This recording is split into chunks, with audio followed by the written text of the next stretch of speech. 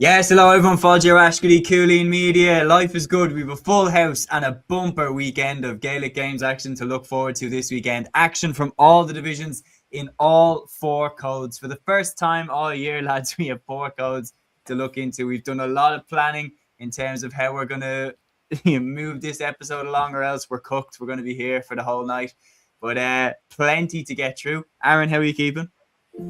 Yeah, absolutely. Going well, Seamus. Looking forward to getting into the weekend's games and this absolute mammoth of an episode. There's obviously a lot of big games this weekend, especially for my own county, like Dublin, Kerry, Dublin, Wexford. Obviously, the double header on Croke Park, so I'll be looking forward to that.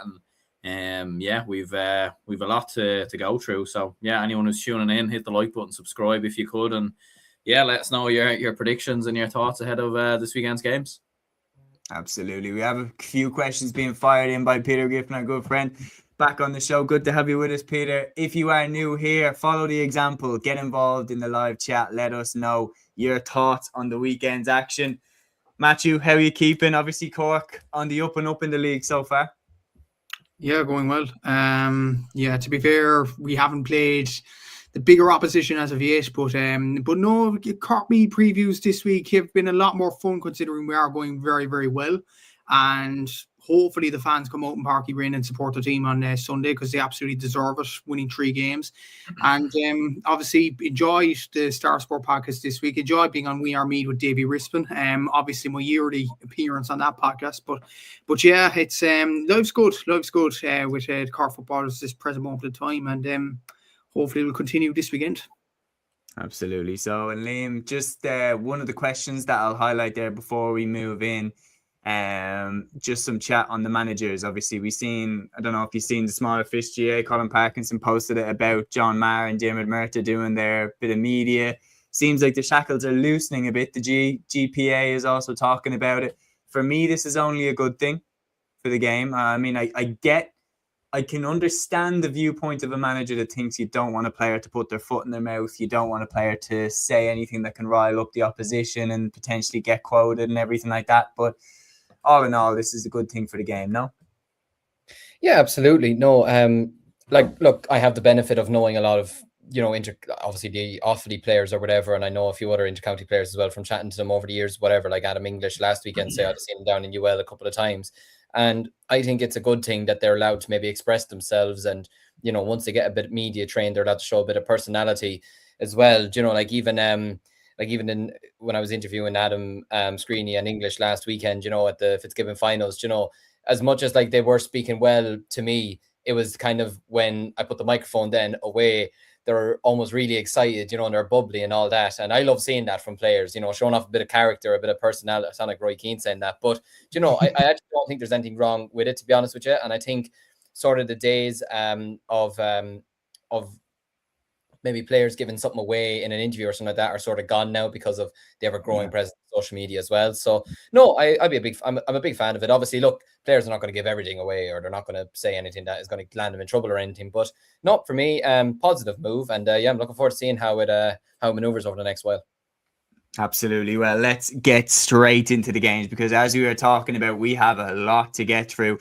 We're basically going to run around the roulette wheel, and Aaron's having a game, then Matthew's having a game, then Liam's having a game, and so on. I'm going to lead the questions. But lads, by all means, if you have any questions about any of the games, and anyone watching in the comments, if you have any questions about the games or anything in particular you'd like us to analyze, drop them in our live chat. So starting off, Aaron, you're first up, and what a game you have here to look ahead to. Dublin v Kerry, Saturday at 7 p.m. in Croke Park. First of all, are you going to this one? I am, absolutely, yeah. I'll be in Croke Park for both games, so I'll be there for the double header. I have the season ticket. I've only used it for one game so far, so I better start using it properly. Well, I used it for 2 games, to be fair, with the hurlers. But yeah, no, I'm really looking forward to this game, to be fair. It's going to be very interesting to see, I suppose, first of all, what Kerry team plays in Croke Park, and whether they go with their strongest team and their strongest players in terms of, does David Clifford play, does Sean O'Shea play? Look, it's going to be tough for Dublin. There's no doubt about it. I think most people will back Kerry to win this game, and I wouldn't disagree with that. Look, I do think Kerry will win this game as well. I think when you look at the way Dublin's defence was getting cut open time and time again versus Monaghan. You could imagine David Clifford, Tony Brosnan, even Keith Evans, if he's playing, some of the younger lads, like they'll cut Dublin's defence inside and out and inside and open. Look, the positive for me from a Dublin perspective is that I do think we've been good at working goal chances so far under Ger Brennan. We did it very well in pre-season. I know we've only scored, I think, 3 goals in 3 games, but we are creating a lot of chances. We're creating a lot of opportunities. And you saw Joe Quigley's goal. You saw some of the goals versus Mayo. And then you counteract that with how vulnerable Kerry defensively looks towards the end of the Galway game, how Galway just run through them and cause them problems. And obviously Kerry are missing some big defenders. So that's the area where I think maybe if we can get a couple of goals, if we can run at them, then we have a chance. But at the same time, we're not scoring enough in terms of points either. Like, we're not averaging enough. As you look at what Armagh scoring as an example, you look at what Roscommon scoring, then you look what Dublin are scoring. Like, we scored 9 against Mayo, 17 the last day versus Monaghan. So yeah, I think all in all, as much as I would want to see Dublin win this, I think it probably is a bridge too far. And I think Kerry, overall, their quality is too strong. So I probably would go with them to win this by 5. Yeah. It's one of those, again, we're looking at a potential situation where we're coming into another game as severe underdogs. Sean O'Malley here saying could be like 2009, Kerry thrive in Croke Park. Peter also saying Kerry by 8. Peter here saying Dubs should take them to Parnell Park, tight pitch and crowd. Yeah. Is there anything that you'd be interested there about that one? Yeah, like I'd be all for it, but again, it's just the age-old problem that Parnell Park only holds 8,000, 9,000. So, more people would want to go to see Dublin versus Kerry. Do you know what I mean? I think if again it goes back to that old debate, and I don't want to go too far down the rabbit hole, but if Dublin had a stadium, a Gaelic football stadium that held 30,000, 40,000. Happy days, 20,000. You know what I mean? Not only that, but our early championship games would be there too. 100%. And look, most Dublin fans would be all for it, but yeah, like they can't extend Parnell Park because it's on a housing estate. So it's just, it is what it is. It's in Croke Park, and that's just how it goes, I suppose. Yeah. Daniel Jack Quigley here says Gavin White is a big miss. Kerry balling in the league. Probably won't see him till Munster. Gig Cuddy here saying, like you say, Aaron, if Dublin give up the same goal chances as against Monaghan, Kerry will put them to the sword. All of the comments are bang on, lads. Peter here saying, if I was the Dubs gaffer, I would play all home league games there. Sean saying that argument about Parnell doesn't wash with me. They play bigger hurling championship games there and club finals. The reality is, just simply put, Sean, with the crowd, more football fans will go than hurling fans, and no matter what, like, a lot of Dublin fans know what holes in the wall you can hop through, what walls you can sneak in, everything like that. And there would be serious problems with how to manage the crowd as well. So the reality is that we need a bigger stadium than Parnell Park. Like, genuinely, imagine, Aaron, if they just did up that stand on the far side of Parnell Park, the one opposite where the trophy's lifted. Imagine they just did that up where the gantry is, and they just put in 10,000 there, made the stadium be able to hold 25,000. Then we're up and we're laughing, sure. Like, I'd be grand putting championship games in there because you'd get that kind of caged atmosphere and it would be unbelievable. Tom McGahan here saying fancy Kerry by 10 plus. It's interesting because it's only 2 years ago that Dublin battered Kerry in the league game in Croke Park. Conor O'Callaghan scored a hat-trick and everyone was talking about Dublin running away with the All-Ireland after that game. But yeah, I think it's one of those games, especially that we're in transition. I think it's one, if I'm being honest, I think we probably will lose this one. I'd say we'll lose it by 4. If I had to, I don't know, what did you say, Aaron? Did you say 4 points as well? I said 5. Yeah. But look, like, and there is an element of being hopeful a little bit with that. Like, it could be a lot more. I will say as well, like, even if Kerry don't have their best players playing, they're probably still going to win this game anyway. And that's just the sad reality of it. Yeah, true. I feel like, Sean here saying that might change if the hurlers continue to improve. You can say the same about other counties who play in smaller grounds. Yeah, I do agree. Like, having bigger stadiums is just, it's the way to go if you want to get the Dubs playing at home. Shane O'Donnell here saying Kerry by 4. Like this is the type of game though where I could see Dublin having a bit of a bite back. And the reality is, if we lost to Donegal by 3, I think we won't lose to Kerry by much more. So I'm going to go Kerry by 4. But yeah, Matthew, your game then, the one that is assigned to yourself. Monaghan versus Mayo, Sunday at 1:45 p.m. in St. Tenoch's Park in Clonus. Monaghan in desperate need of a win now. Mayo fresh off the back of that defeat to Donegal on the road. Now they travel to Monaghan. Is this do or die for the Farney Army now? To be honest, I could see no other result than Mayo winning, to be honest with you. I seen Monaghan against Dublin live, and on TG Car, I thought they were diabolical, to be honest. Well, both sides were, to be fair. I thought it was a terrible game of football. Like there wasn't much quality in it. And as well as that, Monaghan scored 17 points. 16 of them were contributed by either Desi Ward or Micheál Bannigan. That's really, really concerning from a Monaghan point of view. I think there's not enough of a spread. Their goal taking was very, very poor the last day. Actually, when you look at two of these sides, they're 2 of the 3 lowest scorers in Division 1. Only Dublin are in that list as well. So I expect a low-scoring game. I expect Mayo will win this game, but I think it'll be by 5 points. Look, Mayo have done well, and I think Andy Moore is getting them on the right track, to be fair.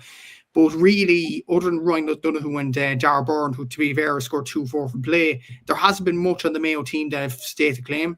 I know they have performed well, but maybe there's more of a team effort there from a Mayo point of view. Yeah, I'd probably go for Mayo to win it comfortably. It'll be 5 points. That what might seem like a close game, but I think it'll be comfortable, to be honest with you. Mayo will always have them at arm's length. And to be honest with you, look at Monaghan against Dublin the other night, I could see no other way where they're going but down back to Division 2, unfortunately. But yeah, I think Mayo will win this, and I think they'll win it comfortably enough. Yeah. We have a very interesting question here from Peter. He says, Aaron, Seamus, what did you make of Wooly's comments about Ger needing to get the Dubs identity back?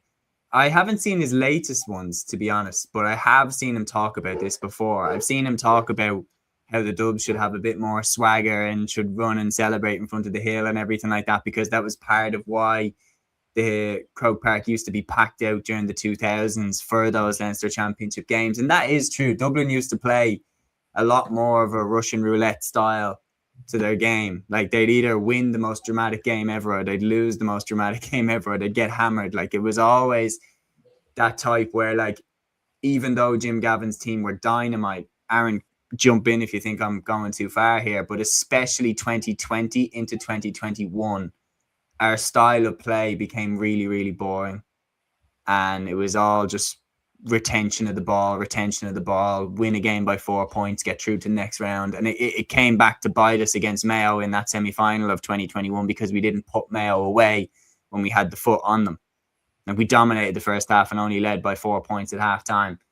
Now, since then, we've kind of entered a weird part where we've been really inconsistent over the last 2 years, but we've kind of maintained that being very humble on the pitch and everything like that. But like the reality is like the crowds packed into Croke Park in the 2000s to watch, to be entertained. And I get that, like, look, it was the Celtic Tiger.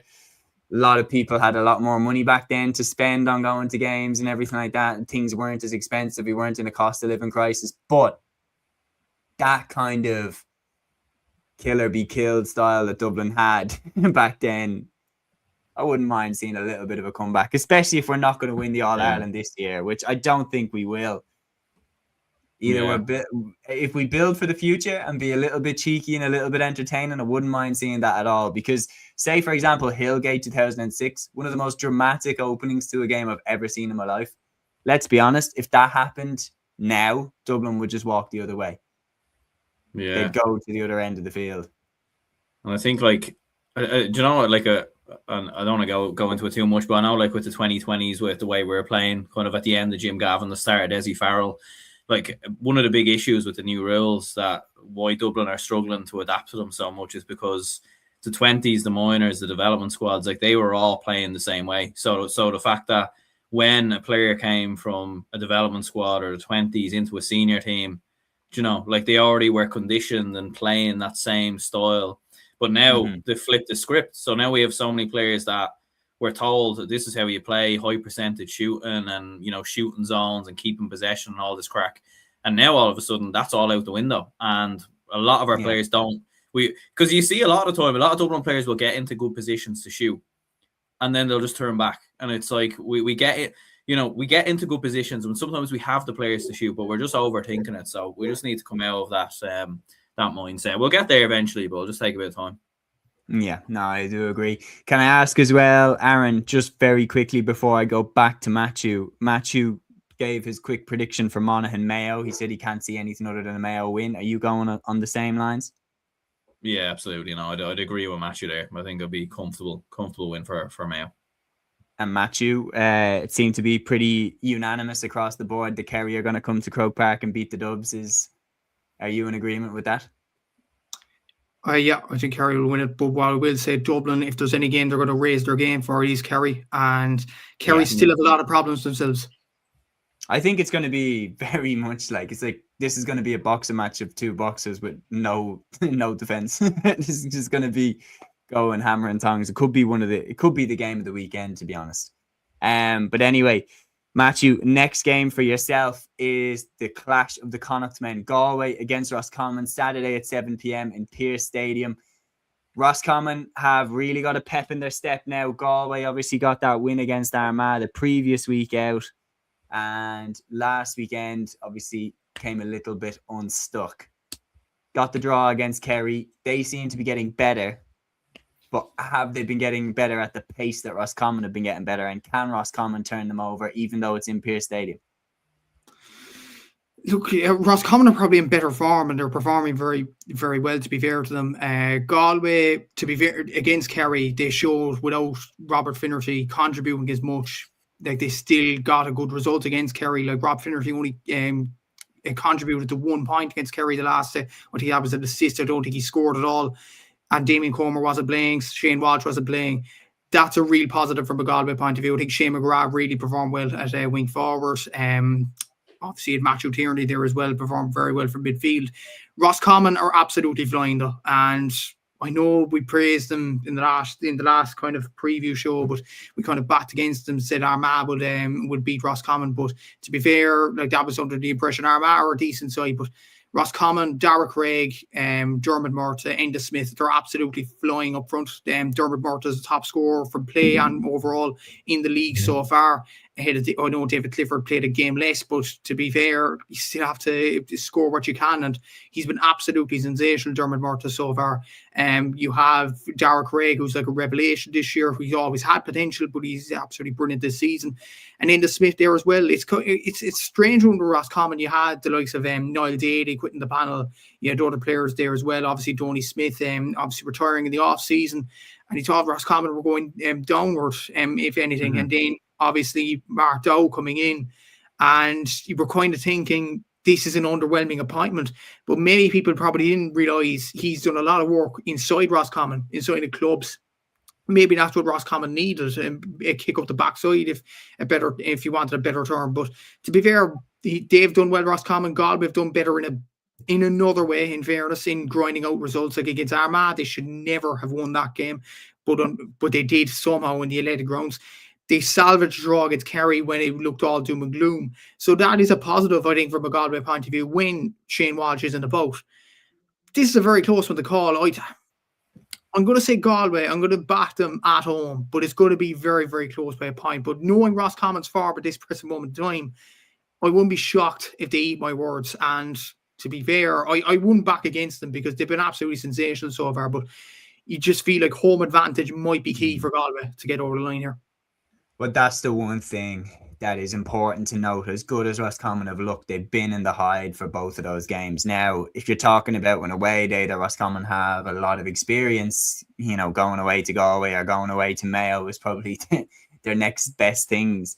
But we've plenty of good comments in here. Gavin O'Reilly. Gavin, I'd love to get your take on this game, who you think is going to win, obviously as a Roscommon man yourself. But he says, I'm really fascinated if we see some Bridges players or if they're slowly introduced. I'd be very interested in that as well. And then if they're brought back for this one, how are they used? How is Ben O'Carroll used? How is Rory Fallon used? How is Brian Stack used? Sean here saying this will be a good game. Galway look better than I thought at the start of the league. The Rossies, for me, seem to have the new manager bounce like we've seen before and always fire this time of the year. I will back the Rossies for this one. Peter here saying Peter Canavan made the point on League Sunday that Joyce's biggest challenge will be picking the starting 15. Raymond Galligan, of course, the new Galway coach. It's very, very, very interesting addition there. Shane here saying Galway by 3 points would not surprise me if Monaghan win. Kid Cuddy saying surprised to see Roscommon thriving and us, Monaghan, struggling after we hammered them in the league final last year. Yeah, we discussed that, as in what exactly have Roscommon done differently to Monaghan that mean that Division 2 final now feels like a long time ago. Matthew has gone with a Galway win. Aaron, are you on the same wavelength, or are you going to differ here?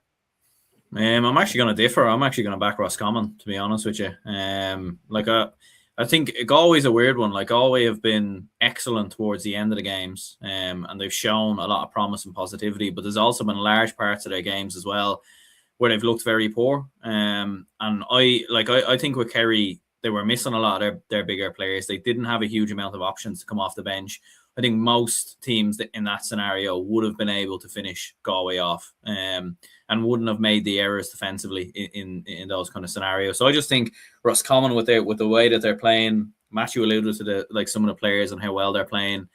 I think they'll do it. Like, it won't be by much. I think there'll be 2 or 3 points in it. And obviously with this being in the west of Ireland and the weather and everything else, there's going to be strong winds, and don't be surprised if Galway maybe have an 8-point lead and then Roscommon come back, or vice versa. But no, I think the Rossies will do it by 2.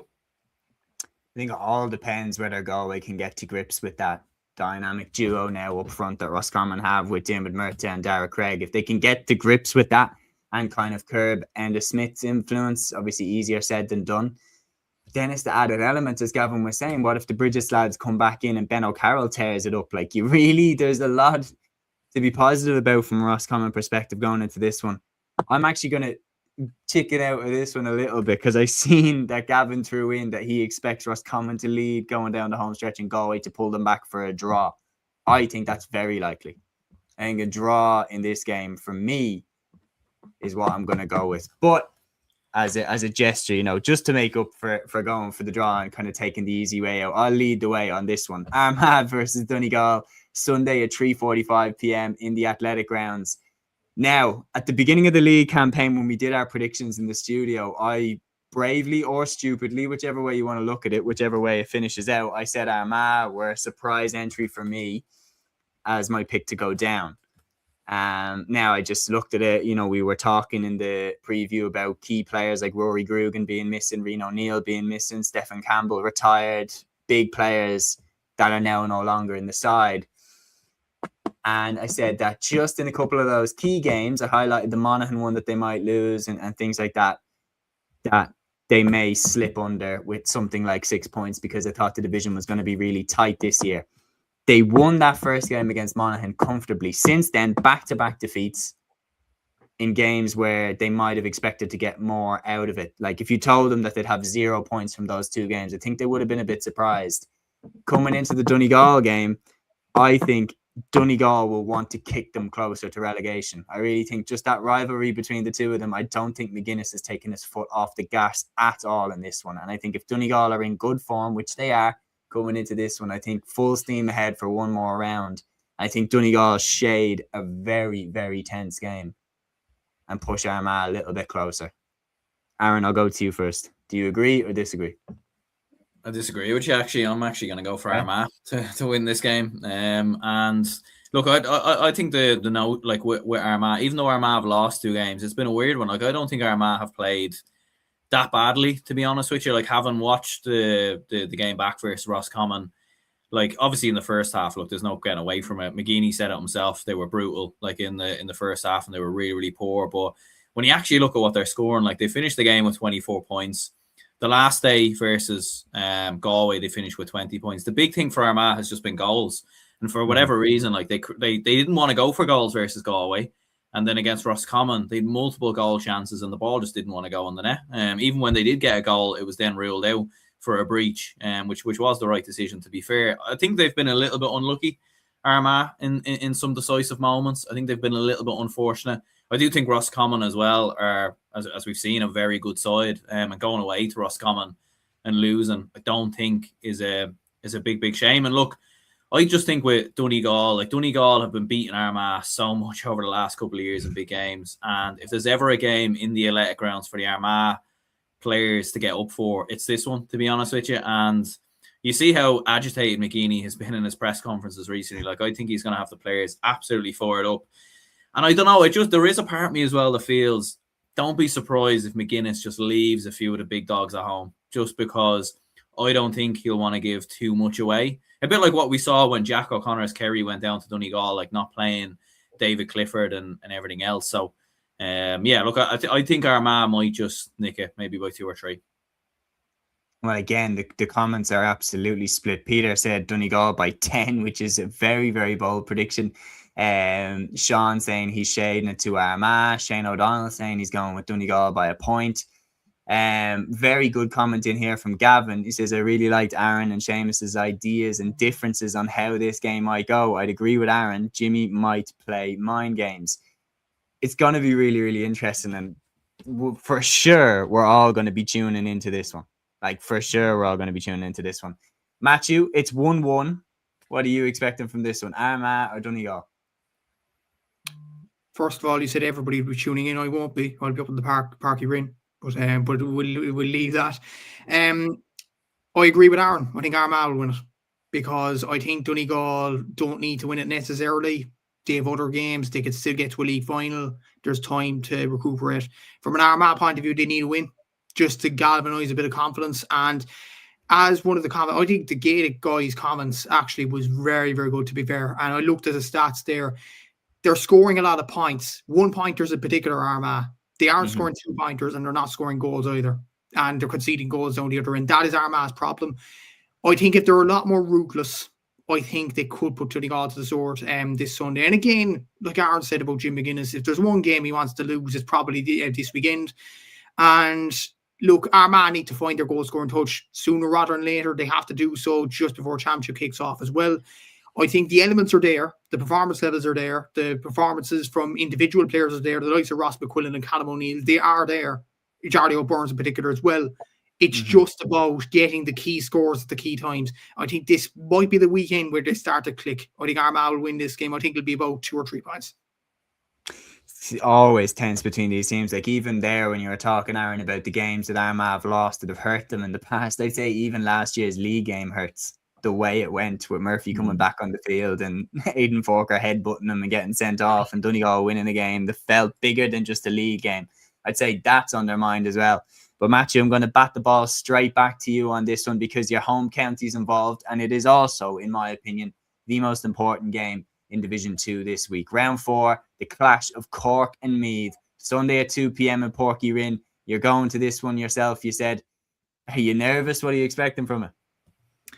It's a weird kind of a feeling, to be honest. Normally you'd be nervous about getting results because you need points on the board, but we're on 6 points now. Meath are on 6 points as well. Davy Rispin said during the week, look, the winners of this game will put themselves in a fantastic position to go up to Division 1. They'll be almost 1 foot in Division 1. The losers, it's not necessarily over. Like, there is other games to recuperate themselves and later on down the league campaign. Davy did make the point during the week, and I think it's a very interesting one. It might be a more important game for Cork than it is for Meath, because, number one, it's a home game, and we're playing in front of our home fans. Yes, less pressure, but like, you need to win these sorts of games if you are going to be in the reckoning of a promotion charge right at the end of the league campaign. And number two, 2 of our last 3 games are away to Derry and Tyrone. I think if we are to get promoted, we'd probably have to beat Kildare at home. And this might be a game that we target as well. Potentially even one of the Derry and Tyrone games as well. It's such a hard game to call. But look at the injury concerns. Meath, Matthew Costello's out. Jack Hinlock's out. James Conlon. That's huge losses for Meath. And Davy was saying that during the week as well. Obviously, Jordan Morris is in brilliant form. Rory Kinsella is in fantastic form at this present moment in time as well. And seriously, Cork need to put a leash on Jack Flynn going down the home stretch as well, because how many 2-pointers has he got? Look, we have to get a man marking, and I'm sure John will have a plan up his sleeve over this. For us, look, we've had some brilliant performers so far. Stephen Sherlock has been our top scorer. Mark Cronin, quietly, many people talk about Brian Hurley, and many people talk about Driscoll and Sherlock. Mark Cronin, I said to Davey during the week, is probably our most consistent player. He's a solid player. He's either decent or he's exceptional. I think he is the key for Cork, and he's playing at centre forward. It looks like this weekend as well. I'd imagine Brian Hurley will come in for Darragh Sheedy too. Rested last weekend against Offaly. That might be a masterstroke from John, to be fair. Look, it's the biggest game I'd even go as far as to say of the weekend, because the winners of this, as I said, 1 foot of Division 1. It's so important. As well as that, 2 traditional football counties going at it as well. In Páirc Uí Rinn, the last competitive game Cork played in Páirc Uí Rinn, you might remember the Donegal game of the championship, and the crowd roused the Cork players that day. And if they can get a big crowd in, I think this could be a memorable day in Páirc Uí Rinn. Then again, Meath are an excellent side as well. It's a hard one to call. I said it during the week, and I'm going to stick by it. I'm going to say Cork by a point. Maybe it's biased, maybe, but I think, look, we're in this position now. We may as well grab this opportunity with both hands. The Meath injury might be colossal as well. And the fact we beat Meath at home last year as well. That kind of same Meath team. So, no, I'm going to go for our lads slightly. I'm going to go for us by a point. But, my God, it's going to be a tight game. And it's a shame that this game isn't being shown live. And watch now, a person will be showing it on their phone or whatever, and they'll get clamped or whatever. But look, that's the way it is. I'm going to say Cork by a point, but we'll see. Yeah, it is just disappointing that it's not on TV, isn't it? It's not on TV, Sean. I don't know why Clubber can't show it, or why Cork can't set up a YouTube stream like in Páirc Uí Rinn for it or something. The fans would be the winners and the players would be the winners. But it is what it is, unfortunately. And plenty of games this weekend not being shown. Plenty of big games not being shown. I think, am I right in saying Galway Roscommon isn't being shown as well? Yeah. In Division 1. Monaghan Mayo isn't being shown either. Could be wrong with that one. That is. Sorry, that one is. Galway Roscommon isn't. I know that Dublin Wexford isn't in the hurling, and that's probably the most important game in Division 1B, because Clare, look, let's be honest, Clare are always going up. Dublin and Wexford definitely are 2 of the front runners to go up with them. But yeah, it's disappointing, but yeah, is what it is. Gavin saying, I'd agree with Matthew, Cork by a point or 2, or another Flynn 2-pointer yet again. My thing is, because Gavin says it perfectly here, Matthew, you were talking about I'm trying to think, was it Bridget's or Ballybowden you were talking about, that you can't keep getting away with late winners and stuff like that. So how long can Meath keep getting out of jail? Do you guys think good wins against Cavan and Louth and down in Westmeath last year? But I think eventually you get caught if you keep playing with danger. I think even though Meath are flying, I can't see them going 7 for 7. I can't see them winning all of their games. They are going to hit a speed bump soon. But I don't think it's this one. Sorry. I think Meath might shade this one. I'll go for Meath. We have a couple of questions in here. Peter saying, lads, if you get a sponsor and some camera gear, could we show it? Absolutely not. We'd have to. It doesn't matter what. You could have the richest sponsor in the world. You have to go through the official lines, and you have to become a channel and the whole lot. So unfortunately not, even though you'd absolutely love it. We'd have to learn about camera work and the lot, but it's not the worst idea I've ever heard, but I don't think it will be happening this weekend anyway. Aaron, you have the cast and vote for this one. Yeah, I probably would go with Meath narrowly as well. I do agree with your point though, Seamus, in terms of when you are like, I think the problem with Meath is like every game is a shootout, and that's just the way that they play. They've obviously approach these new rules in almost a unique kind of way to everyone else, in terms of every game is a battle and every game is a shootout. And look, they have better players than Cavan and than Louth, in my opinion. So that's kind of been the difference. Not a bad show for Gavin there. That is a good show, actually. It's not a bad show. Maybe in a club championship or something. Who knows? Yeah, that'd be kind of cool. But yeah, no. Look, I think Meath will come through it. I think there will be maybe a bump at some point. I think it'll be very close though. Like I think there'll probably only be 2 or 3 in it, and I definitely wouldn't be like, it wouldn't be a shock if Cork also did win. Yeah, I'm going to bat this one straight back to you, because this one, again, in terms of the promotion race, is quite consequential. Louth hosting Tyrone on Sunday at 2 p.m. in Porkvura. Tyrone finally got up and running last weekend with their first win of the campaign against Cavan, but Peter Canavan also confirmed that Dara Canavan now won't be around for this game. Louth also need to bounce back after defeat against Meath and Cork. Are they out of the promotion charge now, or are they right back in it if they beat Tyrone? And if they do, does that mean Tyrone are out of it? Yeah, like Division 2 is a bit mental. To be honest with you, I don't know. Like, I don't see Louth winning this game, to be honest with you. Like, I know they are at home and everything else. I think it's been played in Drogheda, is it not in RD? It's RD. Oh, it is RD. Okay. Yeah. So yeah, maybe that actually might help them, to be fair, because it is a much tighter pitch. And it might be a lot closer then in that instance. But look, they definitely do have a chance. Like, I don't think there'd be much in it. It's a real banana skin type game from a Tyrone perspective. As you alluded to it there as well, they are missing a lot of players seem to be coming out of the team and in the team. Like, Ethan Jordan was outstanding in the first couple of games. He comes off the bench in injury time the last day. Rory Canavan or Dara Canavan missing at the start, then comes back, now he's gone again. There doesn't seem to be any sign of Darren McCurry either. So there are question marks over Tyrone a little bit in regards to that. And look, this is the type of game that we know the Louth fans could get up for. The way, although Louth lost versus Meath, they will take a lot of positivity in terms of how they ended that match. And without question, their big players like Samuel Roy and Craig Lennon and others really did stand up towards the end of that game. So I think it'll be close, but I'll just give the edge, I think, to Tyrone by a couple of points. I think they are a little bit better around the middle at the moment, and I think they have a little bit more, defensively as well, I think. So I'd go with Tyrone ever so slightly. Absolutely. Sean here saying, does Dara Canavan's absence influence your Tyrone League predictions? Yes, absolutely. Combined with the fact that they looked quite flat in the first game against Kildare and then that second game against Derry. Now, even though that they got the win against Cavan, they've also lost their best player. Like, I don't think they'll top the table anymore. Like, I wouldn't be surprised if they go up in second. But if they lose this, or if they lose to Meath, like, I think they might slip under. Like, I really, really do. And I'd be quite surprised by that. Well, that should be a great weekend of action, says Ryan. Absolutely should. Mikey saying Louth's focuses on the Cavan game. And John Doherty here saying Tipp 225, Limerick 120. Of course, that's about the hurling, which we're going to come to.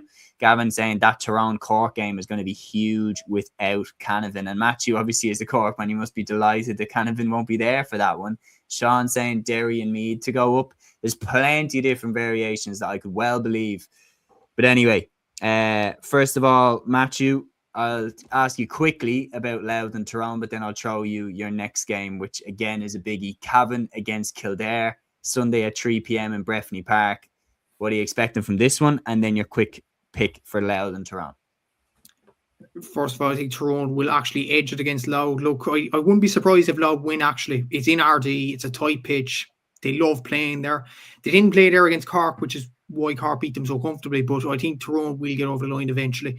Cavan and Kildare, very tough one to call. I've heard people say during the week, look, Kildare are the top scorers of the Division 2, only with Cork are slightly behind them. But the problem for Kildare is they concede a bit too much, and maybe they have to stop that leakiness from the back. But obviously, you kind of expect that from a younger kind of a team. And to be fair to Kildare, they have performed well at stages. Alex Byrne is a big loss for them. I don't know, has there been an appeal on that? I don't think there has. So I think he is a massive loss at the full forward position. Look, I think Kildare performed well, but you're gonna actually ask from a Cavan point of view. They performed well in the first 2 games against Meath and Cork. When is the penny going to drop for them? When are they actually going to win a game? When are they going to actually pick up points? You might argue this game, considering it's at home for them. I still feel like Kildare will get over the line simply because Dermot McCabe has this, I would call it a bug. He doesn't know how to get over the line in these sorts of situations.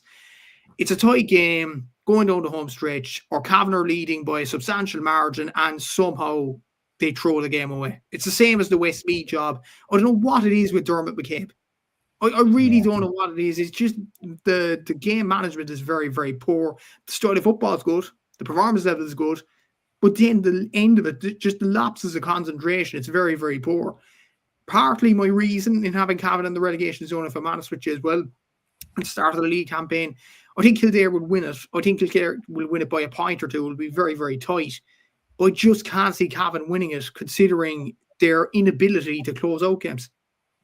Yeah, it's very, very interesting. And I think, though, they have definitely had that struggle, and McCabe had that same struggle with Westmeath last year, where they were having a lot of moral victories where they were going down by a point and everything like that. The only thing is, last week against Tyrone, they got a bit of a hiding in the second half. Like, Tyrone really, really pulled away from them. They need that snapback. Matthew's gone with Kildare to win. I'm actually going to go with Cavan. I think they will have a response. So, Aaron, once again, my friend, you have the casting vote. Yeah, I think I'll go with Matthew on this one. I think I'll go for Kildare to narrowly come through it. It is going to be very close though, and like these are the type of games that Kildare would absolutely lose a couple of years ago. Like you've saw them lose these type of games where they're like, I feel like Kildare are like they're the team that builds you up to let you down on so many occasions. And after some big performances against the likes of Derry and Tyrone, you know, would be kind of vintage Kildare in some regards. But no, I think they will have enough. And yeah, I think for Cavan, they will unfortunately lose another one. Yeah, it's a toss of a coin, to be honest. Now, this one, I think there's much more of a clear favourite, with all due respect to Liam, of course. But Offaly going away to Derry, this is going to be a very difficult game, Matthew. It's in Celtic Park. And it's like Derry have finally woken up to how talented a team they have. And now the wheels are starting to move a little bit. And I feel like for Offaly going away to their backyard and trying to stop them, it'll be difficult. Be incredibly look. Again, I can't see any other results but a Derry win. And to be fair, I know I criticise Monaghan, but to be fair, Monaghan have had like their players on the pitch from last year. That's not really an excuse. From an Offaly point of view, I looked at their team before the Cork game just as research, and I did a comparison from their Division 3 final. A lot of players are out. Jack Bryant, who I actually asked Liam that question about Jack Bryant. He actually doesn't know where he is, which is a concern. I don't know where, actually, considering his talented ability and fairness from an Offaly point of view. To be fair, Harry Plum. You can ask him now. No word of a lie. Liam, Matthew just said your name and you just appeared on stage. This wasn't planned, Matt. If anyone asks. You arrived back just in time for us to talk about Derry Offaly. Do you want to take the wheel? All right, I'm going again. No. Yeah, sorry for leaving you, lads. But Derry Offaly, yeah.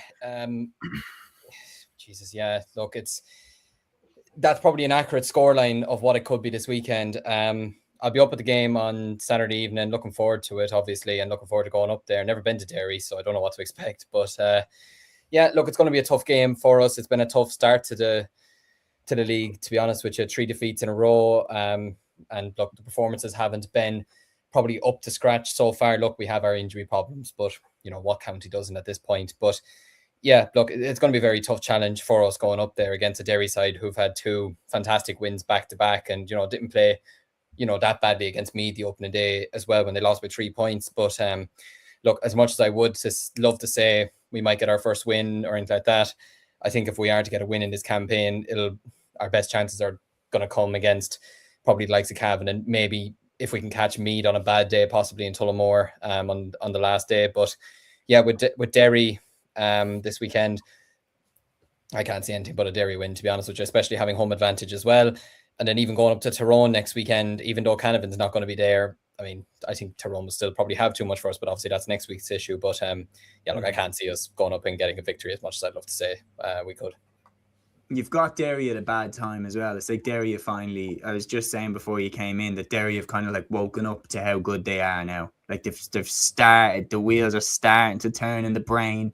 And they're like, oh yeah, we did win the league a couple of years ago. Oh yeah, we were hot favourites to get to an All-Ireland final a couple of years ago. People were tipping us for the All-Ireland only a couple of years ago. So they should be in Division 1 based off all that. But they're down in Division 2 and they're going to push, I think, to get back. And I would not rule them out getting promoted at all.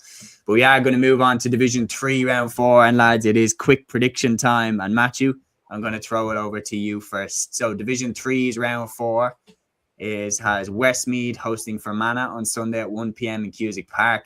Clare hosting Laois on Sunday at 2 p.m. in Port Keysog. Sligo hosting Limerick at 2 p.m. on Sunday in Markievicz Park. Wexford hosting Down on Sunday at 2 p.m. in Wexford Park. So if I could get very quickly, bang them out, how do you think these 4 games are going to go? Westmeath to beat Fermanagh, Down to beat Wexford. I'm going to go Sligo to beat Limerick. This is my last throw of the dice with Sligo. There is potential in this team. I know there's potential in this team, but they keep proving me wrong in many ways by losing games they shouldn't be losing. So hopefully they get it over the line this weekend. If they don't get over the line, I'm lost hope on Sligo, I'll be honest with you. And the last game, I think Laois might edge it.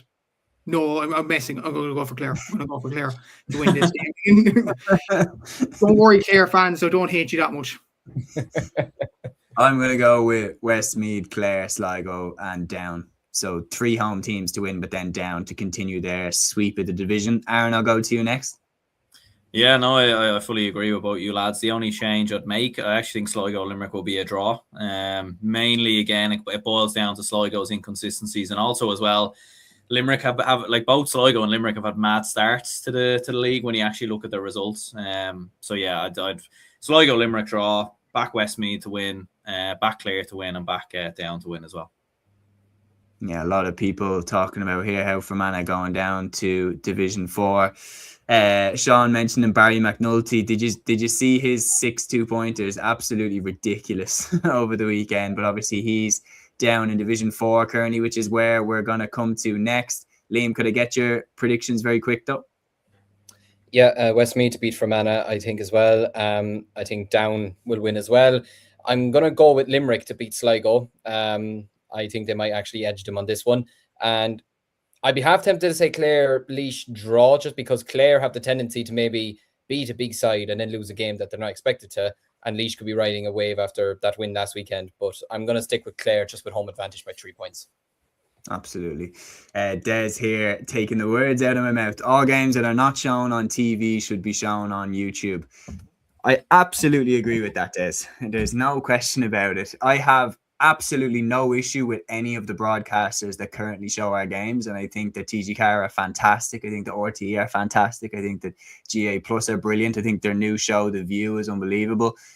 The people we have at the table now are brilliant, and TG Car are leading the way in terms of, you know, fully absorbing the live games on YouTube and the live games on the player and everything like that, and looking at other ways to do it. But the problem with the league is that we've so many games. So we need to get more people at the table. Clubbers should be given games the same way that they help to cover the club games. Like, who wouldn't watch the clubber games if they were showing, you know, for example, Cork and Meath in Porky this weekend, not being shown anywhere. Galway Roscommon, big Division 1 clash, not being shown anywhere. Let's get these games shown. That's all I'm saying. There should be a safety net underneath that makes sure that if it doesn't go to the, you know, the main person who has first dibs on it, that it goes to the next person. And if the next person doesn't have room to show it, it goes to the next person and the next person. And there's a safety net there to make sure that every single game gets shown. That's what I think it should be like. Gaelic guy here saying Westmeath, Limerick, Down and draw. And he's even put the score lines, 315 to 17 points, Down 24, Wexford 114, Sligo 19 points, Limerick 21, Clare 115, Laois 115. Gaelic guy here saying TG Car was class final games of last year in the league. Exactly. Leading the way with their Sunday sport coverage, with their Super Sunday coverage, everything like that. Sean saying just get them on Cúilín Media. Lads, we're going to have to start a channel. Like, honest to God, we're going to have to start a channel. But yeah, we'll move on to Division 4 then. And Liam, I'll throw this back counterclockwise. So I'll go to yourself first. We've got Carlow hosting Waterford on Saturday at 6 p.m. in Cullen Park. Wicklow hosting London and Ockram on Sunday at 1. Leitrim hosting Antrim and Pork Sean McDermott at 2 on Sunday. And Longford hosting Tipperary on Sunday at 2 in Pearse Park. Yeah, so I'm going to go with Longford to. I'm going to go with Longford to beat Tipperary. I'm going to go with Wicklow to beat London. Yeah, I'd say that. What was the other two games again? Sorry, Carlow to beat Waterford and Leitrim to win as well.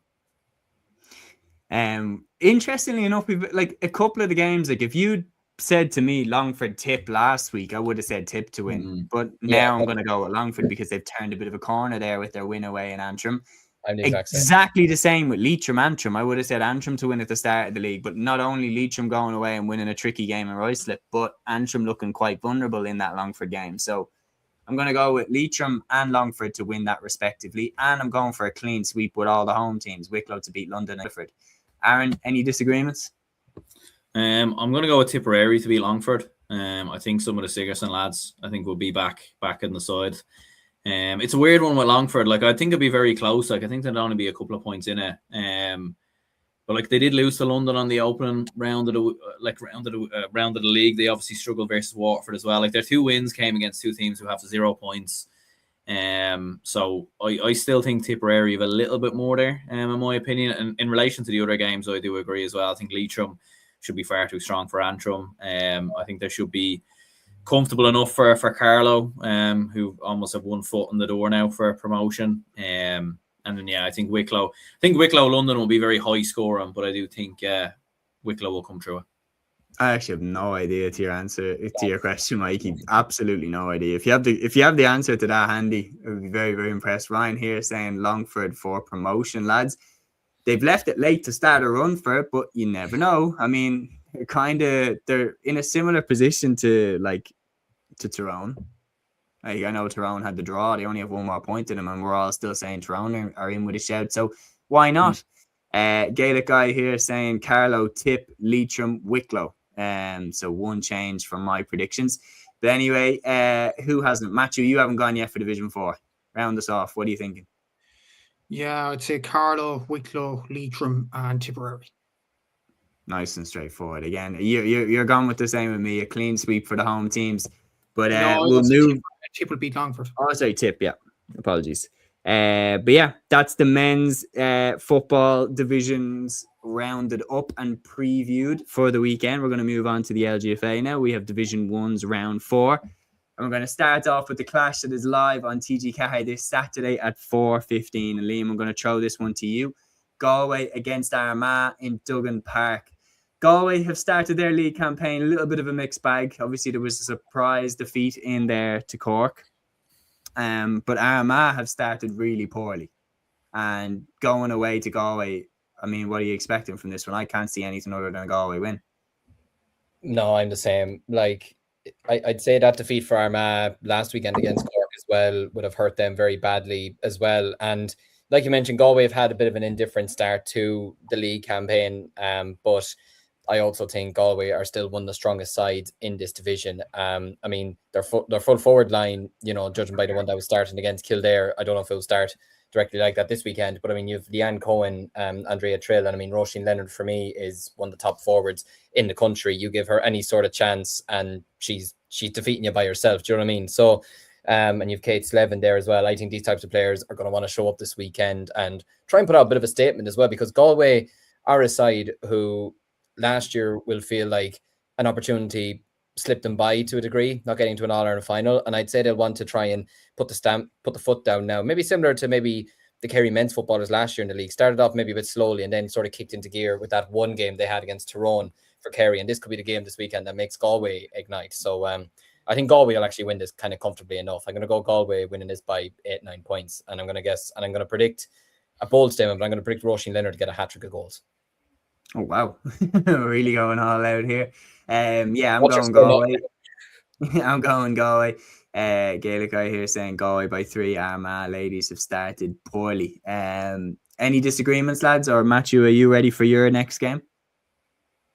Okay. Your next game is Kerry versus Cork, Sunday at 2 p.m. in Austin Stack Park. Very, very interesting clash because Kerry have started the league, apart from the defeat against Waterford, 2 wins in their other 2 games. whereas Cork have started much better than I think most of us thought they would. Yeah, I think they've started brilliantly, to be fair, Cork, and considering Joe Carroll has been saying to the media that the aim for Cork was to stay in Division 1, I thought everybody else's predictions were kind of the same. They've started really, really well. Like, the draw against Kildare was a bit underwhelming, but then to go and beat Galway and Armagh, I know Armagh are very poor without the Mackets at this present moment in time, but to go up there to Ulster to get a win is absolutely superb. And Anya Terry O'Sullivan's doing really well. Katie Quirk is as well. Amy Corcoran's a very good player at wing back, and has probably been Cork's best performer so far in the league. Look, they have played very well. There's no qualms with Cork's display so far.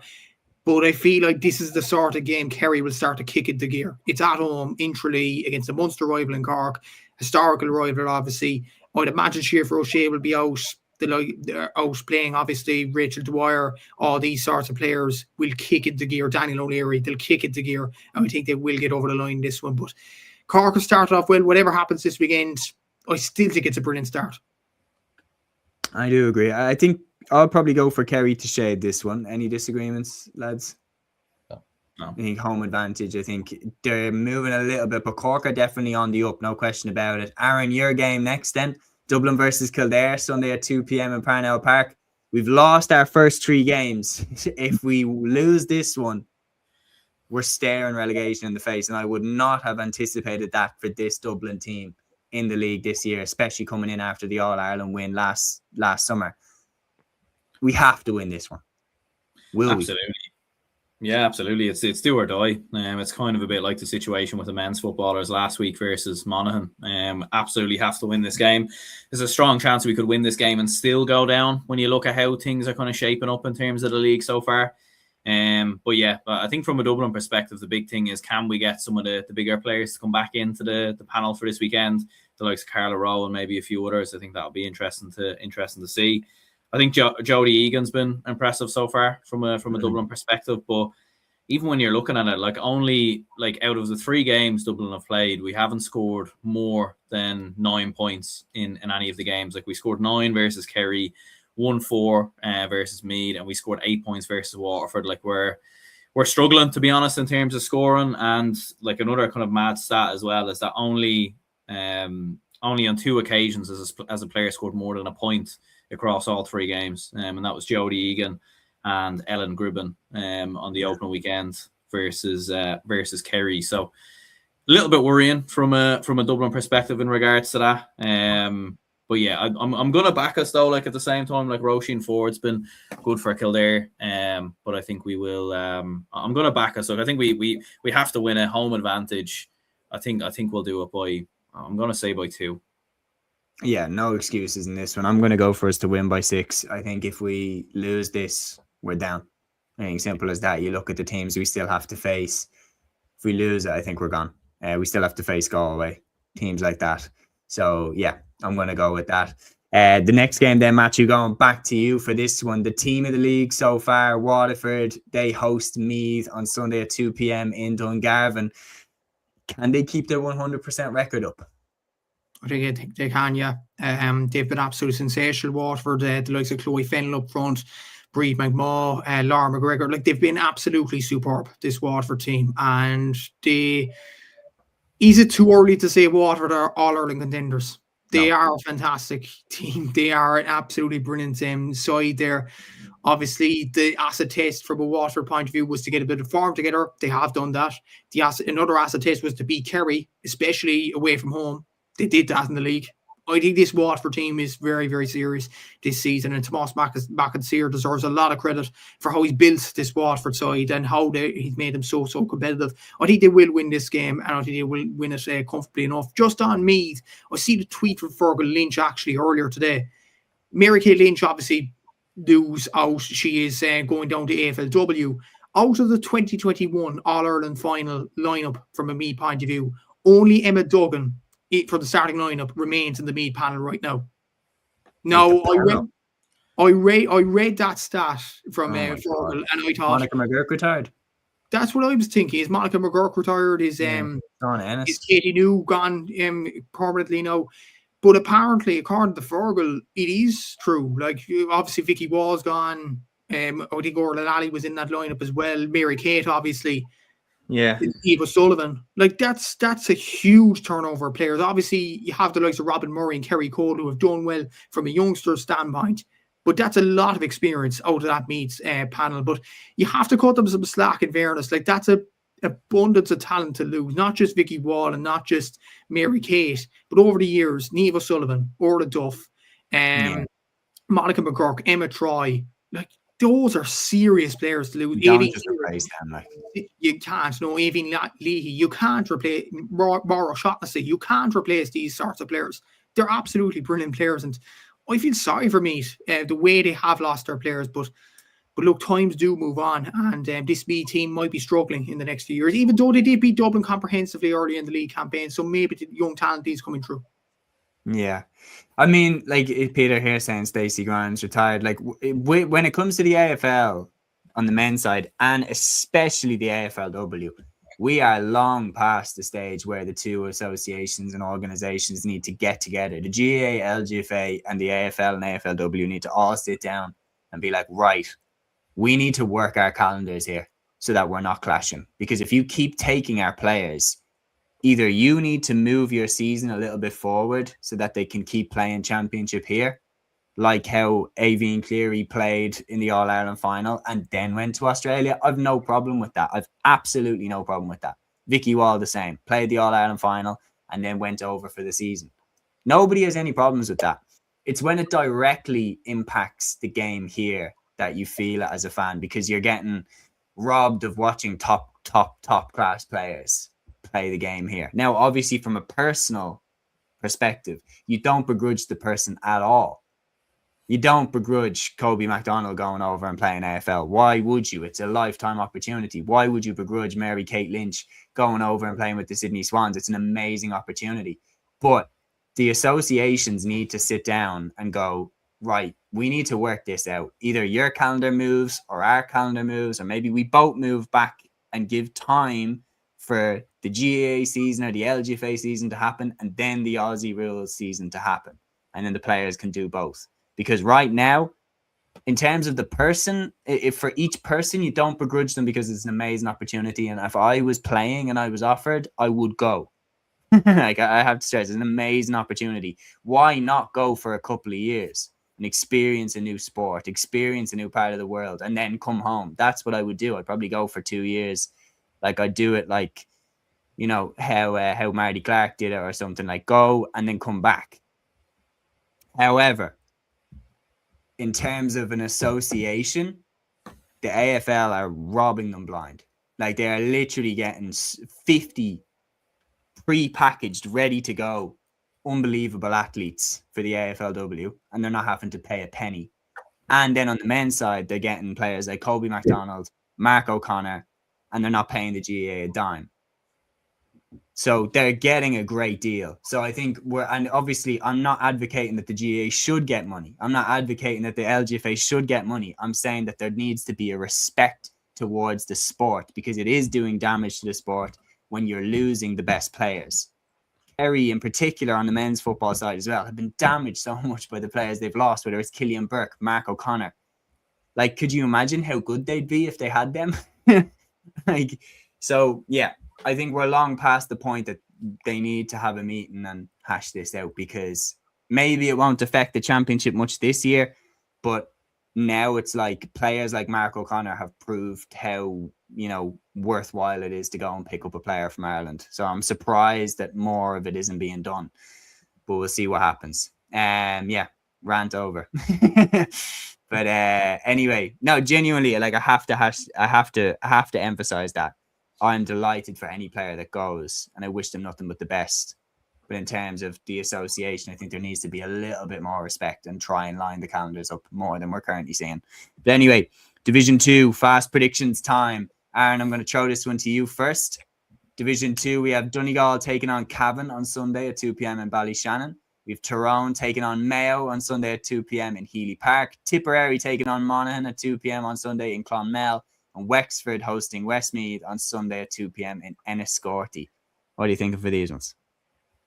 Yeah, so I think I'm going to go with Tyrone to get the better in their game. So I'm actually going to go for 4 home wins. Actually, to be honest with you, I think Tipperary will be too strong for Monaghan as well. I'll go for what was the first game actually again? The first game, first game was Donegal versus Cavan, Sunday at 2 in Ballachan. Donegal, Donegal, I think, be relatively comfortable there. Like Tyrone Mayo is an interesting one. Like that could be quite close, to be fair. But I'll back Tyrone. Yeah. Peter here saying on Marty Clark's Lecker Gale, it showed former GA president Nicky Brennan meeting with AFL chiefs. They had it out. They did, Peter, but at the time, players moving to Australia was still relatively new. I know Jimmy Steins obviously did it in the 80s, and there were players who went, but like Ty Kennelly and Zach Toohey, they were kind of exceptions. And Marty Clark was like the another big star going. And then Tommy Walsh went around that time. So that's when people started to realize that it was picking up in speed. But like, surely we're over 50 LGFA players now, lads. Like, that is outrageous. That's not an experiment anymore. That's a strategy. So Gaelic guy here saying Donegal, Tyrone, Wexford and Tipp. Ryan saying the Westmeath goal machine to win again. I'm going to go with these games. I'm going Donegal, Tyrone, Tipp, and I'm going to go Westmeath. Any disagreements, lads? I would say Westmeath if Anna Jones is playing, because she didn't play against Monaghan. She was injured, and that was a big reason why they lost. They only scored 1-6 in that game. If she's playing, Westmeath win. If she's not playing, I think Wexford might actually do it. Yeah. Any disagreements, Matthew? Same as you, Seamus. I think Westmeath will win away, and then all home wins after that. To be fair, Donegal have started well. Eva Gallagher has been really impressive for them. And yeah, I think it'll be home wins other than Wexford, Westmeath. Very good. Well, we're just going to run through the games in Division 3 and Division 4. Division 3's round 4. Antrim will host Fermanagh on Sunday at 2 p.m. Clare hosts Laois in Clare Castle on Sunday at 1 p.m. Down hosts Roscommon in Pork Ezra on Sunday at 1 p.m. and Louth hosts Limerick in the Integral GAA grounds on Sunday at 2 p.m. And Division 4, then interestingly, they're a round ahead. They're already on round 5. Carlow hosts Derry at Setu Carlow on Sunday at 2 p.m. Leitrim hosts Wicklow and Ballinamore on Sunday at 2 p.m. Offaly host Longford in Dangan GAA on Sunday at 2 p.m. And Sligo will host Kilkenny and Clonakil on Sunday at 2 p.m. And that is the LGFA previewed and predicted. We are now going to move on to the small ball. We're switching codes from the big ball to the small ball, and we're going to the hurling. And Matthew, this game is yours. Division 1A's round 4 clash. What a game this is going to be. Tipperary against Limerick, Saturday at 5:30 p.m. in Semple Stadium. This one's going to be a banger. Sit back, relax, and enjoy. I'm not sure it's going to be a banger, to be honest with you, Seamus. There might be a bit of shadow boxing. I feel like there's the Munster campaign. I proper alley-oop that shit. The Munster campaign's coming down the line. I don't think either side would particularly want to win this game. Like Limerick wants a bit of form, obviously. Tipperary obviously got halted with that game against Cork, but I feel like this is a sort of game that nobody would really want to win in many ways. Like Tipperary might play a few players here and there, or they might try out a few talented individuals. If there is a team that want to win the game more, I'm going to go for Limerick, because obviously they beat Kilkenny. They're looking for their second win on the board, and they're looking for a bit more consistency on their standpoint. And I think this might be the game to do that. Like to be fair, I think Adam English, having him in the team from a Limerick point of view, he creates so much, he adds so much in midfield. I'll go as far as to say from a Limerick point of view, if Adam English gets injured anytime during the year, they're goosed. I think this guy, seriously, is a very, very good player individually in that midfield for Limerick, because he created, a lot of people talk about the Aaron Gallan finish against Kilkenny, brilliant at the top corner. But who was the guy that created the goal for Aaron Gallan? Adam English. He was the guy that passed the ball into him. And to be fair, I think he got 1-3 in assists against Kilkenny the last day. I think it was 1-5 or 1-6 in contributions overall. This guy makes Limerick tick on the pitch. And I think what was interesting as well, Nicky Quaig had 4 points of assists for his puckouts. I think Limerick are having this strategy again where they have Nicky Quaid puck the ball out to Dermot Burns, goes a little solo puck over the bar. what he usually does.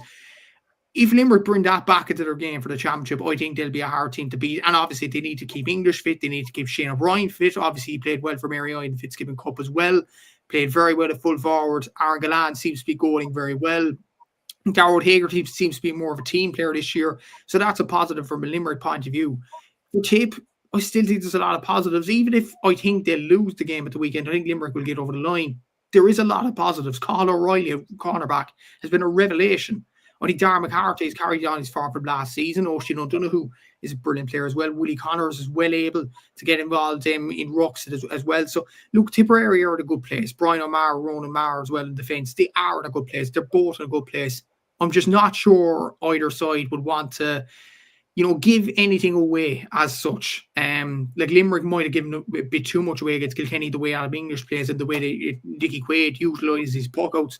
But maybe they don't want to give away a bit too much against Tipperary. What I might expect to see, though, not necessarily a banger in terms of quality hurling, I might expect a few flashpoints, maybe. Obviously, we've seen it against Cork. We might get it in this game as well. We'll have to see. But yeah, I'm going to say Limerick, basically, because they need to win more. Lads, could I get your quick predictions before I give you your assigned games? Obviously, one eye on the clock. Limerick 222, Tipperary 218. Aaron? Tipperary 121, Limerick 20 points. Wow. So, Aaron, I'll join you. I'm going to say Tipp to win. I'm going to go Tipp 122, Limerick 23 points. But we'll see what happens. Aaron, your assigned game is next. Division 1, Round 4 clash, Kilkenny against Waterford, Sunday at 1:45 p.m. in Nolan Park. Very, very interesting clash, this one. Obviously, Waterford started the league camp very poorly. They've got better and better since. Good back-to-back wins in their next games over Limerick and Offaly. Kilkenny have been a little bit underwhelming, I think it's fair to say, and obviously lost their last game out against Limerick. But they have home advantage for this one. Will that be enough? It's a very hard one to call this, to be honest with you, because when you actually look what Kilkenny are scoring, they're not scoring a huge amount. They finished the last day with 216. Even in the opening game versus Offaly as well, they didn't score a huge amount. I know they won the game in the end, but they wouldn't be scoring as much as say like a Tipperary or a Cork or even a Limerick. So I think Waterford have a serious chance here. They're coming in form. Back-to-back wins. Ruben Halloran, has been arguably player of the year, player of the league so far. He's been absolutely outstanding. And with Kilkenny, aside from Owen Cody, they're not really. It's just the same old problems with Kilkenny. Like we mentioned it in the last show, that doesn't seem to be bizarrely for whatever reason. There is underage, and they have had good underage teams, but there doesn't really seem to be a huge amount coming through. There's a few here and there, like Jordan Malloy and. You've had Billy Drennan and a few lads who've kind of come through the ranks for Kilkenny a little bit. But I don't know. I don't know. I think maybe a draw. Where you going? Go on, John. Jumped on the fence last minute. I'm going with Waterford. I actually think Waterford are going to turn them over. Real quick, Matthew, eye on the clock. What are you thinking? Waterford to win this by 5. Liam? I always find it dangerous to write off Kilkenny, so I'm actually going to go with Kilkenny to win it by 2 points. Very interesting. Gaelic guy here saying Kilkenny 117, Waterford 218, and the train won't stop yet for Waterford. Peter says Harvey Shine back training. Ryan Gallagher says Kilkenny conveyor belt running dry. We're going to move on then. Liam, your assigned game, surprise, Offaly versus Galway, Sunday at 2 p.m. in St. Brendan's Park. You have home advantage for this one, and when we were doing the preview at the beginning of the league campaign, you highlighted this one as one that, depending on how results went and how form goes, you might be able to turn them over. Well, it's here. What are you expecting? Yeah, look, it's going to be a very tough game.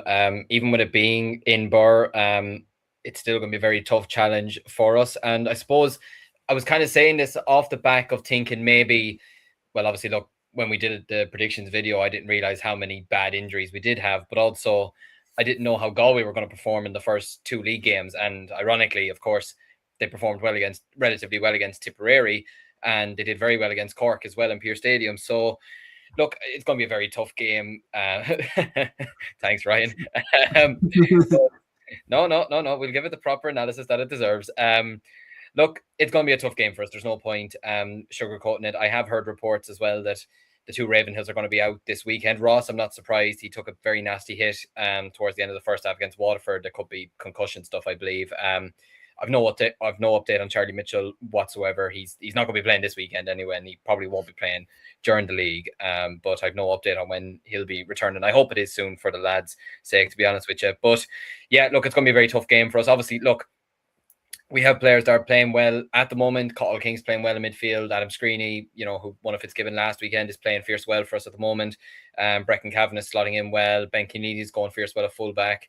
Liam Hoare was missing the last day. I hope that's not an injury or anything like that. But in fairness to Mark Troy, he stepped up and did well against Waterford. But yeah, look, we've not been performing badly in the league. Like you said, Kilkenny lost by 4 points. Tipperary, we were 5 points in at half time until they just turned it on in the second half.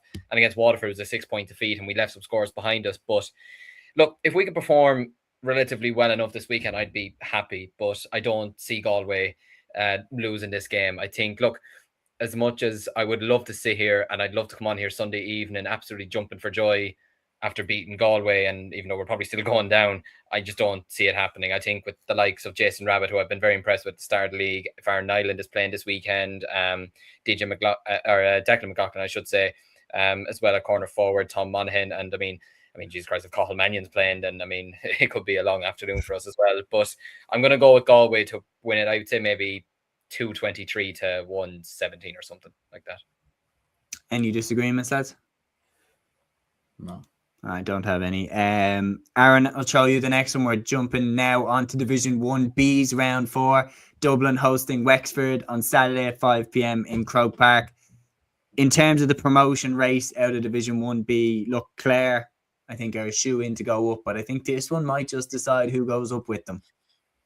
Absolutely, yeah. And it's an interesting one because Wexford have won 3 games and probably haven't looked brilliant in winning those 3 games, and it's probably a reflection a little bit of their score difference, because it isn't a huge amount as you'd expect from a team who's beaten Carlow, Down and Antrim. Obviously the first 2 they have to rely on kind of late winners, and then yeah, coming into this, if they win this game, they're basically promoted, bizarrely, because yeah, obviously with the head-to-head, and you'd imagine obviously Clare probably aren't going to slip up between now and the end of the league, so it's absolutely huge. It is, and look, from a Dublin perspective, competed very well versus Clare, comfortable versus Kildare. Kind of hard to read into that. Maybe some of the big kind of talking points is Ronan Hayes getting back amongst the goals, scored 2 goals versus Kildare, which is great to see because it looked kind of more like the vintage Ronan Hayes from a good couple of years ago. I think we were all saying, when he was kind of winning those. Crokes, Ronan Hayes. Yeah, absolutely. So it's kind of good to see. And then obviously Brian Hayes. We'll leave it at the that. Real Brian Hayes. He obviously scored 1-3 the first day, so he's been in good form as well. So yeah, I'm gonna back us to come through it. I'm gonna back us by 5. I think we'll have enough to do the business. Interesting enough, though, do actually think the game in Croke Park might suit Wexford more potentially than it suits us.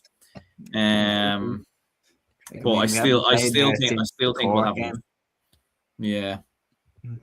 That was great fun, actually. I love that game. But anyway, I find it interesting that if you look at last year, the key point in terms of the key factor in us not going up was the game that we lost to Offaly in Croke Park. And that game, again, we home advantage. You would tip us to win it, and we didn't. And Offaly got us at the death. I want to thank you for that again. Yeah. But I wouldn't be. Keep our spot warm there, will you? Yeah, I wouldn't be too. Well, we were after losing to West Ham a few hours earlier, and then to go beat Dublin later. I mean, that really cheered me up. So I do appreciate that. Yeah. I mean, and then that was the first day that you jumped on the pod with me ever. I think it was. Literally went from Croke Park back to the house and did the pod, steaming. Yeah. But anyway, you'll take our spot. It's okay. I think, it's Ryan saying hopefully no bad ref decisions with ghost goals this time out for Dublin. Yeah, I mean, of course, the Parnell Park factor.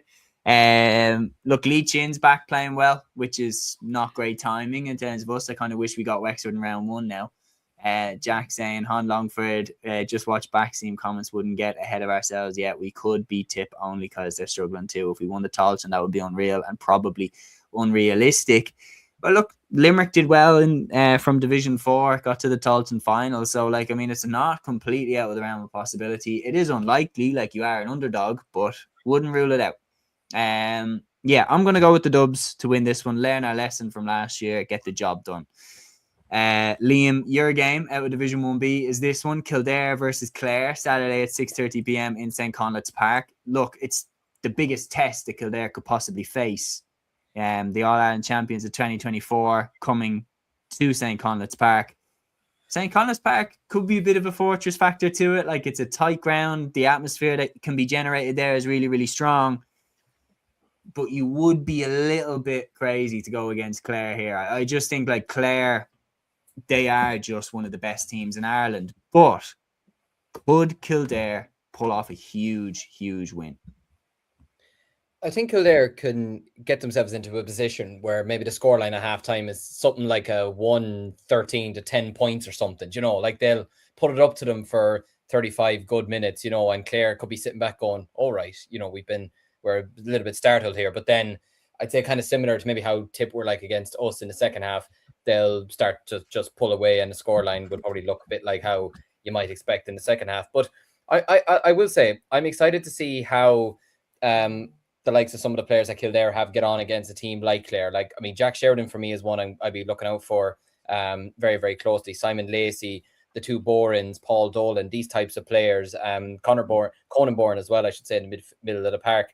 These are the type of players I'd like to see how they get on against a team like Clare, because they're top class players. But yeah, look, realistically, Clare should win this game rather comfortably enough. Even the dog is agreeing in the background. I think Clare should win this game rather comfortably. But I'm excited to see how Kildare get on against them, and I hope the likes of Sheridan and the Bournes do well.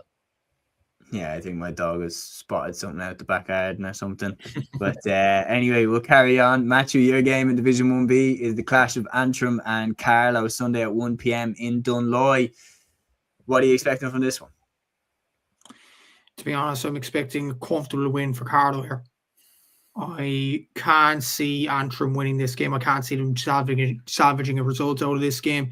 Just the negativity around Davy Fitz being in charge of Antrim. And I thought back to this, and I need to have this discussion with yourself and Aaron about this, about Davy Fitz potentially coming into the Dublin job.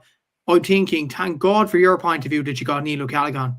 Because I'd imagine Davy, if he went into Dublin, he'd make it about himself. And he seems to be doing that at this present moment in time as well. And the Antrim players clearly aren't biting into these tactics at all. That was a chastening defeat against Kildare. I know Kildare are on the rise a small bit.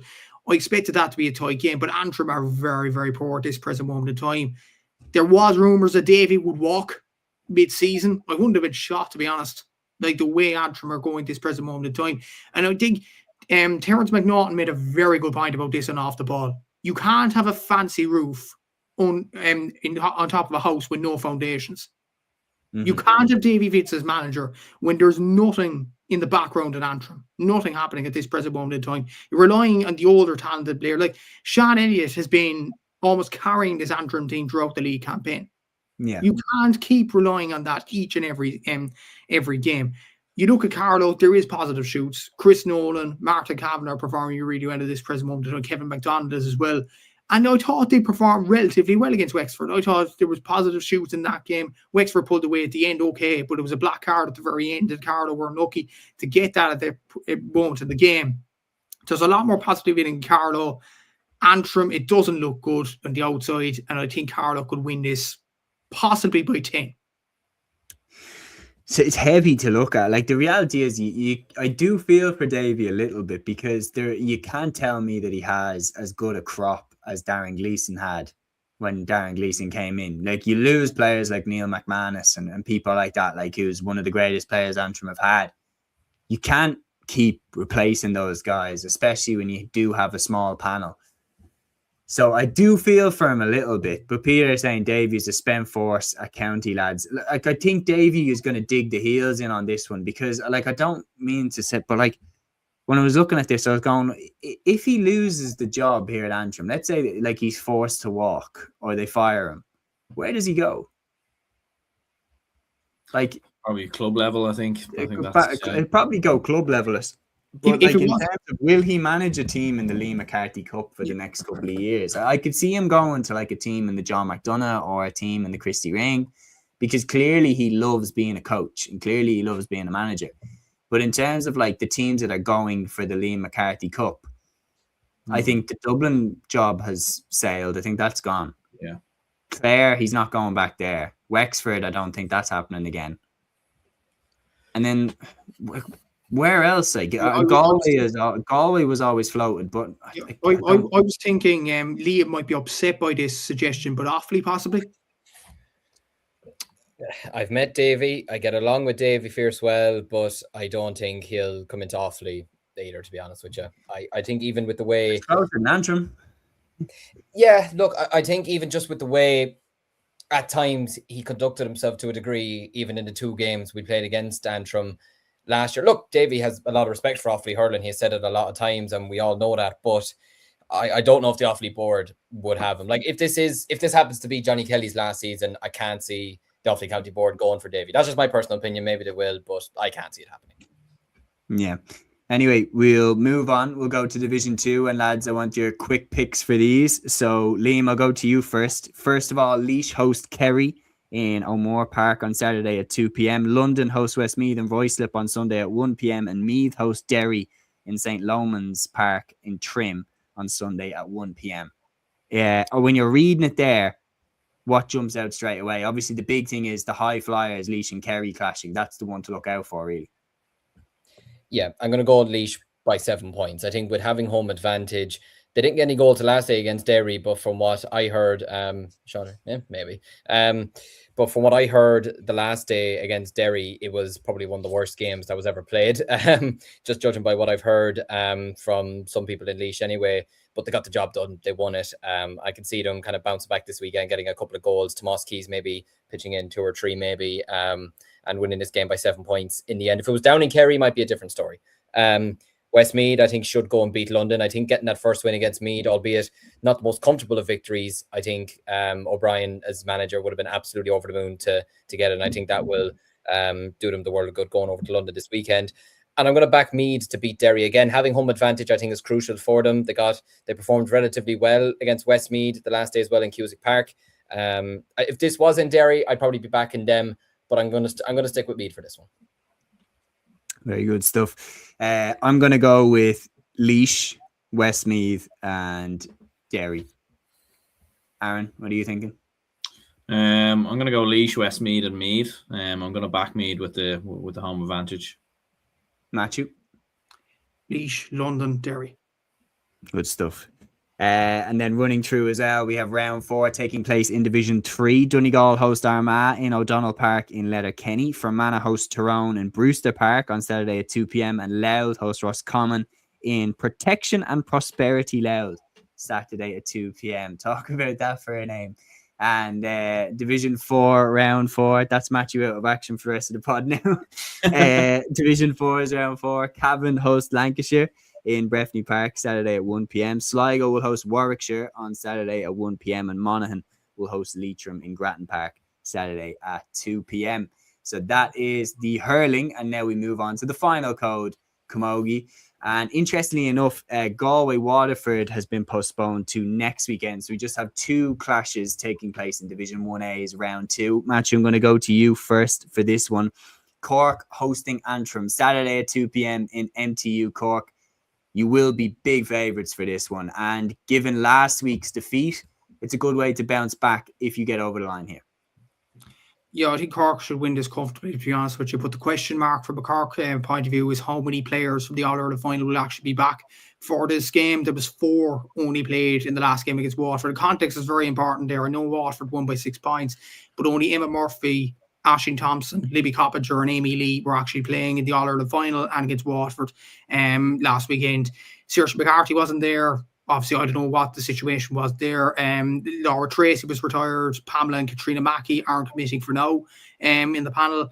Amy O'Connor was injured. Laura Hayes was absent as well. So there was a lot of players missing the last day. But Maeve Callahan and Orla Callahan were on the bench. You'd imagine they'll be back into action. Saoirse McCartan possibly as well. But I'd be more interested to see the younger players from a car point of view again. I thought Niamh McNabola was very good against Waterford. I thought Billy Condon, really, really impressed. I will say this because Billy's actually from my club down in West Cork. Look, she played very well in midfield with Aisling Thompson. Murphy did very well at cornerback as well from a car point of view, as did Darragh O'Brien at centre back as well. I'd expect Claire Kingston to get a few minutes under her belt as well this weekend, considering she did very well for UCC in the Ashburn Cup, 3 Ashburn Cups in a row for her as well. It's about loading the younger talent for Ger Manley and building a squad, because obviously he's been hit with absentee after absentee in the off-season. Laura Trace is a massive loss. The backies were massive losses. So you need to build the panel out, and this is an ideal game to do so. With the greatest respect, I know Antrim have Roisin McCormack and Maeve Kelly and some very good players individually, but it looked like the game last weekend against Tipp, it looks like they've gone up to Division 1A a bit too soon. And I think Cork should win this comfortably enough. Yeah, I think it's a clean sweep for Cork lads on this one. Liam, I'm going to throw this one to you. 2 teams that got off to a winning start in round 1 of Division 1 last weekend. Kilkenny had a very, very impressive win away to Galway, and Tipperary also had an impressive win away on the road against Antrim. They clash in St. Lachtan's this week in round 2. Who's shading this one? Yeah, I'd say Kilkenny have been chomping to get this game since, was it last July that they met in that All-Ireland quarter-final, which for me Kilkenny still should have won, to be honest, which I still don't know how they kind of let that game slip, if I'm being 100% honest with you. But look, Tipperary had a good win the opening day, but if we're being frank and honest about it, it was probably very much expected against Antrim, with all due respect. If Tipperary can get the likes of Cueva Stakelum to play the way she did last weekend, or Eamon McGrath, then they have a huge, huge chance. But for me, I think Kilkenny having home advantage, and especially the way they got that win over Galway last weekend, because I wouldn't say they were dominant over Galway, but they seemed to be really, really having them at arm's length, up until the last couple of minutes. And I think if you give Eva Prendergast enough frees in a game, because at this time of the year, frees are very, very crucial. 7 of her points last week 6 of her 7 points last week were from placed balls. And if you give her any sort of free from 30, 40 yards out, then she's going to place them over the bar every day of the week. So I'm going to go with Kilkenny to edge it by 4 points. But I give Tipperary a chance, but I just think Kilkenny, kind of maybe similar to maybe Cork against Tipperary in the men's, I'd say they've been chomping at this game for a while, and they'll want to get a small bit of revenge heading into the season. Yeah, I'd be confident. I think Kilkenny will win this one. Home advantage. I think the way that they started off their league campaign like a house on fire, I'm going to go with that. Lads, any disagreements before we move to 1B? No. Okay, well, let's go with 1B. So, and this one, I'll get your quick picks for this. And Aaron, I'll go to you first. So we have Offaly hosting Limerick on Saturday at 2 p.m. We have Down hosting Dublin on Saturday, also at 2 p.m. And Clare hosting Wexford on Saturday at the same time. Yeah, so I'll go with Limerick to narrowly beat Offaly. I think Dublin will be too strong for Down. And Clare Wexford's a hard one to kind of call. Wexford, it was a big win for them, obviously, the last day. But Clare, I was impressed with them versus Dublin. Draw. I'm going clean sweep for the away teams. I'm going Limerick, Dublin and Wexford. Liam? Yeah, I'm going to go with Wexford. I'm going to go with Dublin. And I'd love to say us, but I feel like the defeat to Wexford last weekend probably didn't help, albeit having home advantage. But I think Limerick might just edge it. I'd love if the girls could win a game. It'll do them the world of confidence. But I think Limerick might just edge it. Matthew? Limerick, Dublin, Clare. Straightforward. Very nice. Now, moving on, the recap is we have round 2's clashes in Division 2. We have Laois hosting Derry in Foddergreen Park at 2 p.m. Carlow hosting Westmeath in the Netwatch Centre of Excellence at 2:30 p.m. Meath hosting Kerry in Trim at 2 p.m. And then in Division 3A, we also have a couple of clashes. Wicklow hosting Kildare at 2 p.m. on Saturday, and Roscommon hosting Armagh also at the same time on the same day. And then Division 3B, Louth host Mayo, and Donegal host Monaghan, and both of those games take place on Saturday at 2 p.m. So guys, we have ran through everything, and I think we've done it in relatively decent time. So thank you so much to the lads for jumping on with me for another episode. Peter here saying, lads, tonight's Laker Gale profile is awfully legendary talisman Pádraig Horan. I'm going to run on and watch that on TG Car right now.